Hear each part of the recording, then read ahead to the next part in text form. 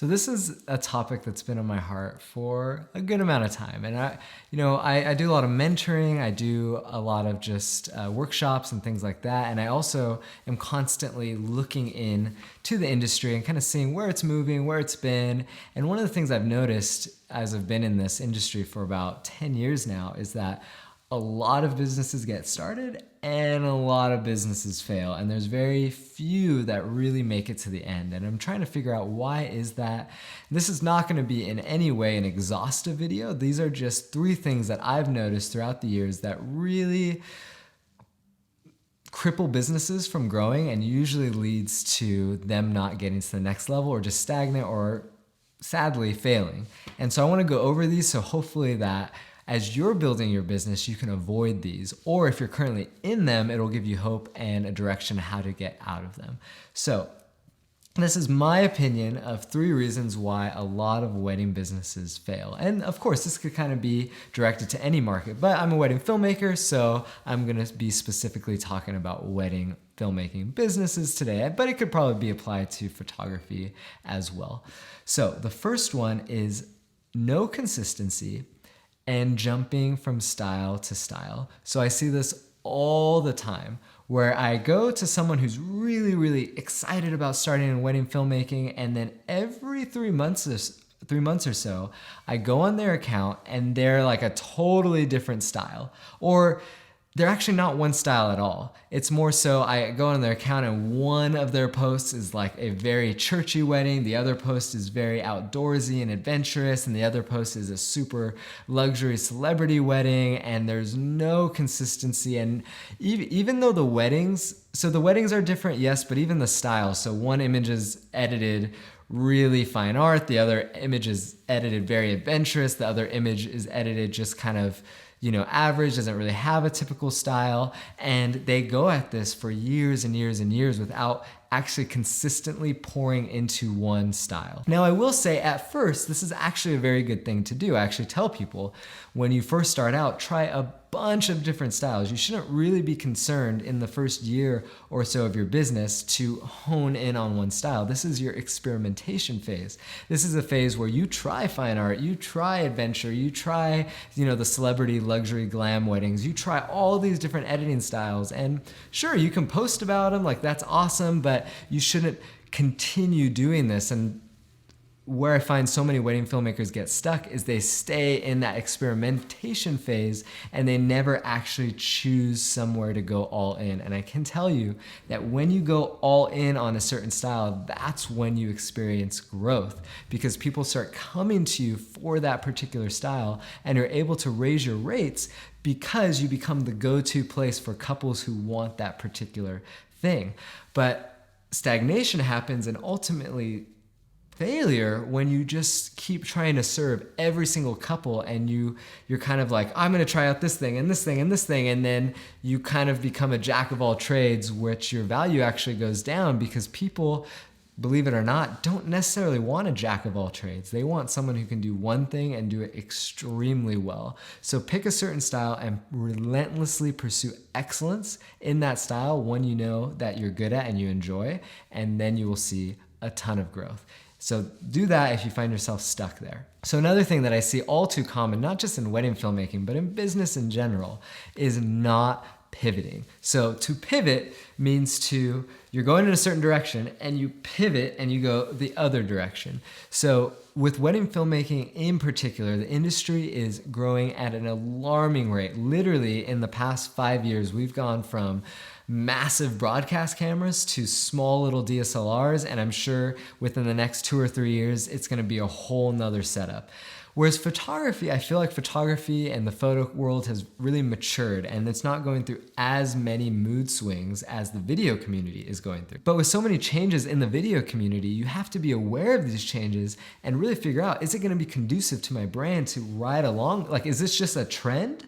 Or is this an actual change that I need to incorporate into my business?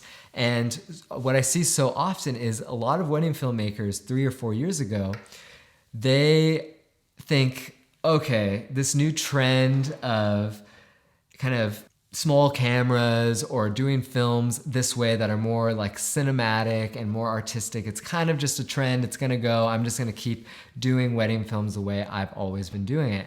And I just want to say that is the key to people's demise, is they're not willing to be beginners again. So that's kind of what I want to talk about, is so many filmmakers, and this applies to every business, is they've worked their butts off for 5 or 6 years to get to the top. And then when something new comes around, they're like, oh man, like I'm way past the beginning learning stage. Like I've already made it. I'm not going to stoop low and actually be a beginner again and kind of like reinvent myself, because it's hard. They're scared of failing, which is a very real thing. But so often the key thing that I find is that filmmakers who are not willing to become beginners again, not willing to completely change their camera system, not willing to completely learn a totally different style than what they started out with, because they're like, oh, that's, it's just a trend, or, I've already perfected this style. I shouldn't have to learn something else. Those are the filmmakers that tend to kind of stay stagnant, or they kind of just drift aside. So one of the things that we've developed in our company, and what I constantly tell people, is constantly have the attitude of learning, but even deeper than that, constantly view yourself as a beginner. Never ever view yourself like you've arrived, like you are now, like I am the best photographer or best wedding filmmaker, and like I'm never gonna have to reinvent myself. I mean, we personally have reinvented ourselves so many times in terms of switching camera systems completely, actually going and learning from other people who have less experience than us because they're really good at one thing, or they've, maybe they just got into it, but they're incredible at what they do. And I'm like, hey, this is just because we've been doing it for a long time doesn't mean we have everything figured out. I'm like, teach me how you do that, because I don't know. And so constantly as a filmmaker, viewing yourself as a beginner and constantly being honest. Like I think this is the biggest thing. Really taking a look at your business and being like, is this working? And just because you were successful last year and made 6 figures doesn't mean that this year you're going to have that same success. So I like to constantly look at my business and be like, realistic with where is the industry going? Does our current model of business fit within that trajectory? And if it doesn't, have a real conversation, be like, wow, we need to change some things. And that's really been helpful for us and allowed us to not stay stagnant and keep learning. Because one of the things I just read in a book is you are either, there's only 2 ways to go about this. You are either working and improving at your craft, or you are not working at it and you are declining. There is no middle ground. And I think so many people think there is this middle ground of like, oh, I've arrived, I can just coast. If you're not working and improving, you are declining. It's that simple. You see that in every single business. So keep that in mind. Always stay hungry, stay after it, and always be having the mindset of I can get better. What are some things I can improve on? And really being honest if you're doing the right things. So this is another thing that I see all the time, and these are filmmakers focusing way too much on the short term. So this is a long-term game. We have been at this for 10 plus years. I've been shooting wedding films since junior high and just working at it. And to be honest, it's like, I just want to like communicate this to you. Say we had a graph right here and it's going up, just straight up. That is not business. That is not a realistic view of any business. Every business goes through peaks and valleys and peaks and valleys, and that has been the exact experience of us in our wedding filmmaking career. Now, the important thing is that you don't stay in a valley. The important thing is that over a 10-year period of time, you should be moving up in terms of, your business. It should be improving, but the way to get there is not a straight shot. It's like this, and it's kind of going higher, but it's dipping down. So I really want to tell that to people, because just because you had a good 3 months and then all of a sudden you're getting no bookings doesn't mean you're a failure of a business owner. It just means it's part of the process. Trust the process. It's a long-term game, and the wedding filmmakers that realize this is not something that in a year you're going to have 100,000 followers. Like sometimes there are people that do that. They're kind of the outliers. But even them, it's usually something to get that amount of growth in that short period of time.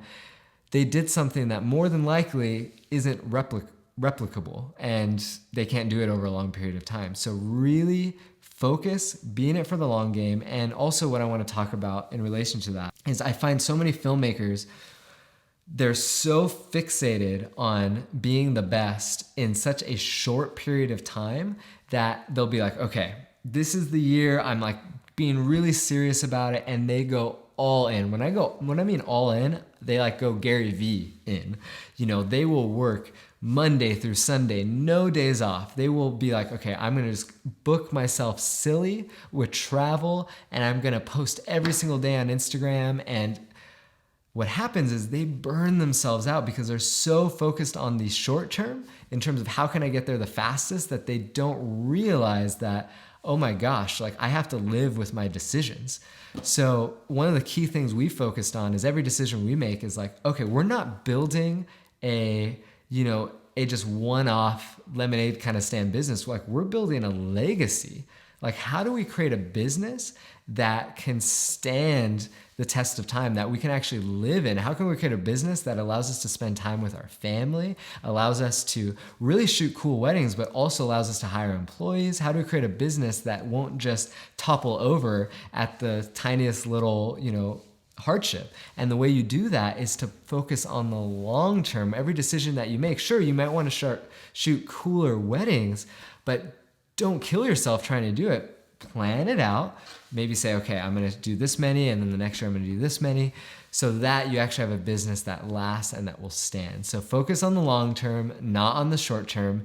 This whole wedding filmmaking career is a marathon, not a sprint. Just keep that in mind. Say that to yourself every day. Every day you're still dealing with comparison, or you're dealing with, man, I just really wish I was here, not way back over here. It's a marathon, not a sprint. So those are 3 of the things that I have seen that really cause a lot of businesses to fail, how I like to kind of reframe my perspective on them. And I know these are going to be immensely helpful to you. What do you guys think? As you've been in business, what are some things that have been like, oh man, I've seen that's been a thing that's kind of toppled businesses, or even things you've struggled with? I would love to know in the comments below.